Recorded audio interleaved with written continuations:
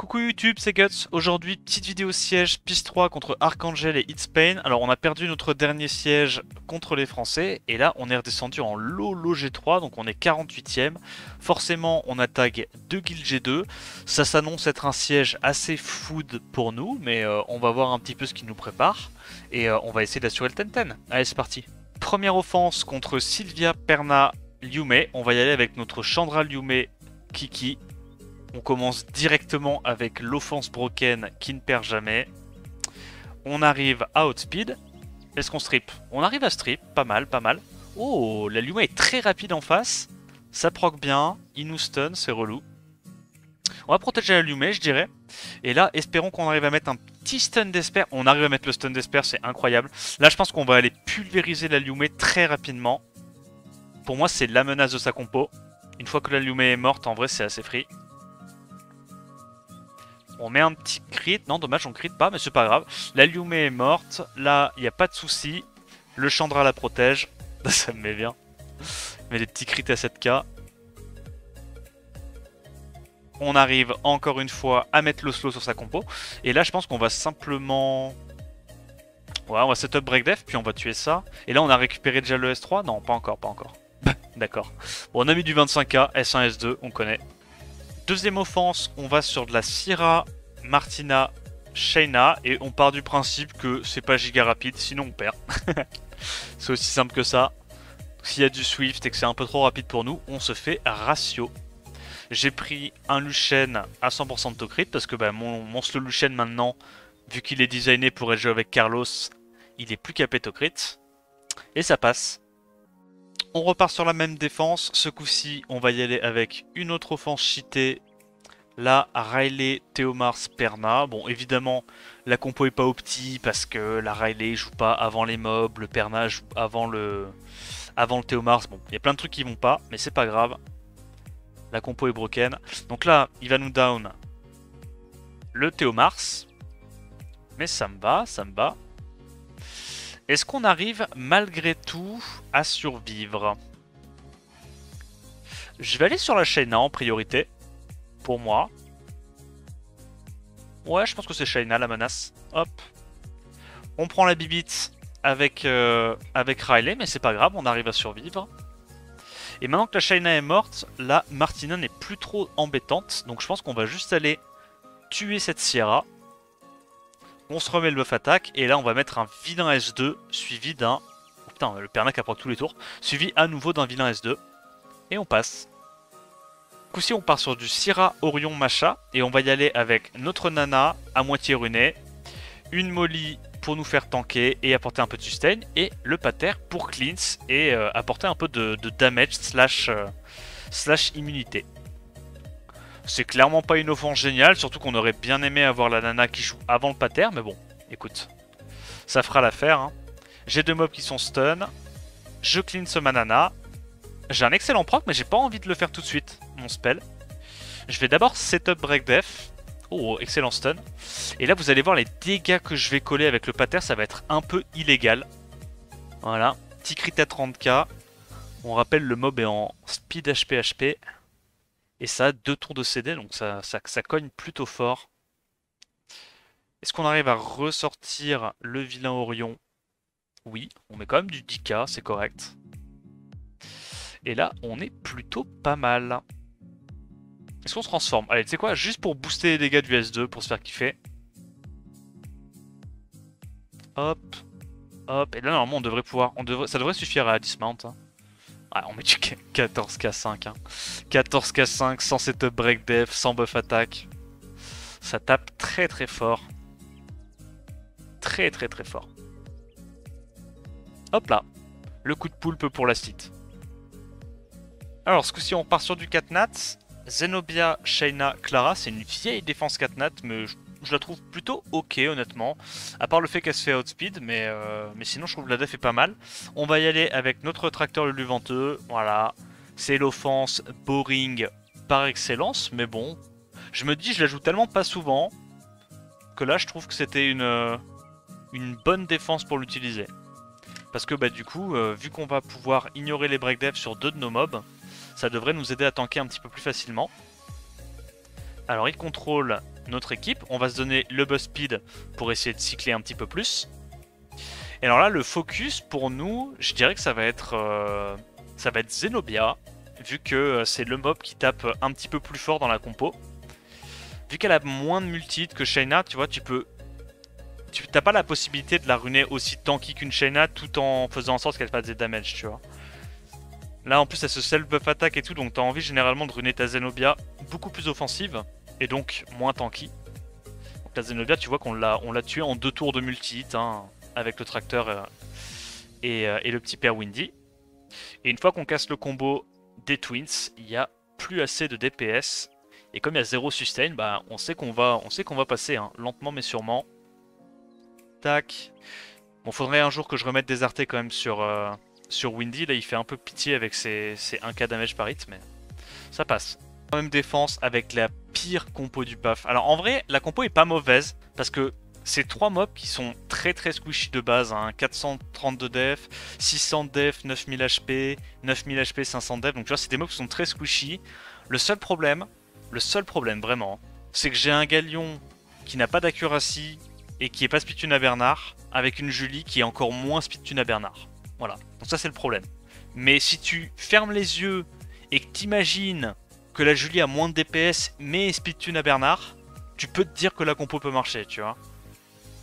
Bon, juste là, faut prier pour pas qu'il soit en Swift. Ok, il est en Swift, mais c'est pas grave. Il a pas réussi à stun la Julie, donc tout se passe comme prévu. Voilà, puis tu vois, comme je t'ai dit, hein, même si on n'a pas le passif max de Julie, ça peut pas tanker. Les mobs sont trop squishy. Alors, ce coup-ci, on y va avec une compo full mob haut. En gros, l'idée, c'est que va y avoir la Shayna et la Clara qui vont un peu servir à rien. Et je me dis, il a une petite chance de stun plus d'un seul mob de mon équipe. Sachant qu'en plus, j'ai le Rigel qui est insensible au slow et tout. Donc, je me dis, c'est peut-être pas mal. Le Rigel en triple revenge, en vrai, qui va bien smurf contre cette compo. Parce que, bah, comme il n'y a que du multi-hit, le Rigel va pas arrêter d'activer son passif et de jouer. On n'a pas trop peur d'avoir des buffs sur notre équipe, vu qu'il n'y a pas de Martina. Ok, elle est full crit sur mon mob. Un peu chiant. Pour moi, on va tuer ça. Hop là, une Clara en moins. On se sustain un petit coup. On va directement aller sur la Shayna, vu que c'est la target la plus facile pour nos 2 mobs hauts. Donc là, il nous tue la Elucia. Ok. Il essaie de nous stun, mais il nous redonne juste des tours. On met un vilain S1. Et c'est un Rigel en triple revenge qui a l'air de l'emporter. L'avantage de Rigel, bah, c'est comme ça tape en full multi-hit. Tu peux mettre des artés multi-hit. Et en fait, du coup, bah, ton mob haut, il tape fort sur les mobs bas aussi. Donc c'est l'avantage aussi du multi-hit. Hein. C'est que Tosef fait un petit peu des éléments. Et on passe. Alors, ce coup-ci, on veut essayer de forcer chaud dans une compo. Je sais que c'est pas idéal, mais je me dis, il y a 2 speed scaling. On va bien réduire les dégâts grâce au Léo. On a la Navel qui est là pour nous apporter un peu de sustain et le setup break def. Et du coup, on va jouer notre Léo. Voilà, bon, pour te dire, il n'y a rien qui va, un dégât sur feu alors qu'il n'y a aucun mob feu. Mais c'est pas grave. On veut jouer notre mob. Lida Navel. Ah, c'est vrai que c'était pas mal aussi d'aller chercher le 100% autocrit. Vu qu'on n'a pas beaucoup d'accu. Pas beaucoup d'autocrit. Mais je me suis dit, tu sais quoi, le petit lead défense peut faire la diff. Ok, donc on met des dégâts par-ci par-là. On va se sustain. On a en plus de ça un super setup break def incroyable. Combien de personnes il stun? Ah, tout le monde, ok. Bon, l'avantage c'est qu'on va pouvoir se cleanse, hein, grâce au passif de chaud. On vient grâce à ça à bout de la vilaine Iris. Est-ce qu'on crit? J'aurais bien aimé tenter un petit crit là-dessus. Mais c'est pas grave, on a fait le plus dur. On a réussi à tanker le premier tour. Et ouais, forcément on crit pas beaucoup hein, sur élément opposé. Avec 70% de to crit, c'est pas insane. Mais j'ai fait avec les runes qui restaient. Par contre, ce qui est insane, c'est qu'on tank vraiment bien. Hein. Là, on a pris un 8k, j'ai l'impression que le mob a perdu 1/5 de ses HP. Le truc, il ne bouge pas. Hein. 8k, il ne bouge absolument pas. Avec le lead def en plus. Et ça passe. Bon, ce coup-ci, on part sur une dev de backline.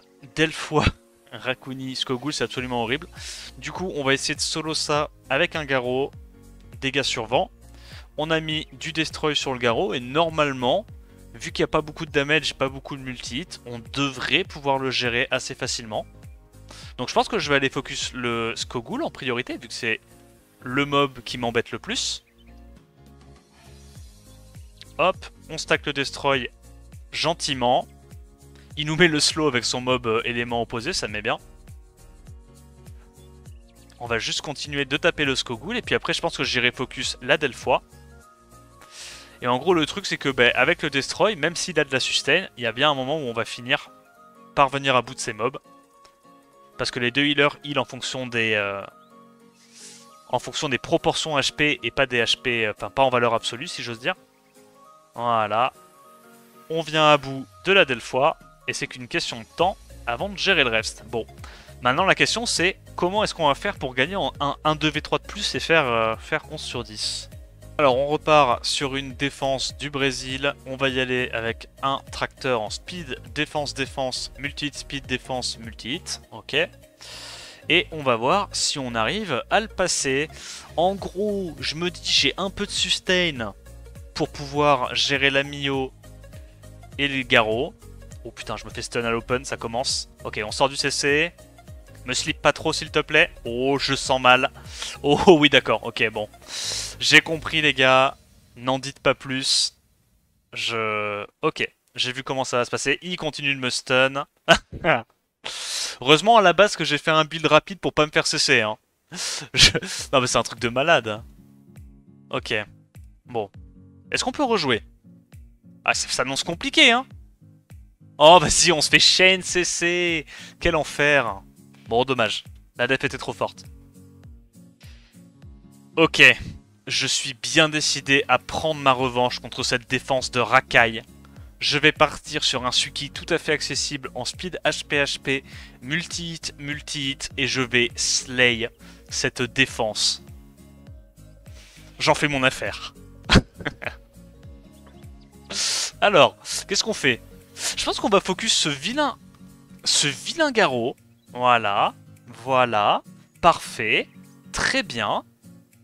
Alors, on va trigger le passif de la Triana. N'hésitez pas à vous tuer sur le Suki, ça me fait plaisir. N'hésitez pas, vraiment. On tue déjà la Mio. On va aller travailler ce vilain Garrot. Voilà. Allez, ça dégage. On a du Destroy. On en fait notre affaire de la Triana. C'est du full auto. Suki, diff, évidemment.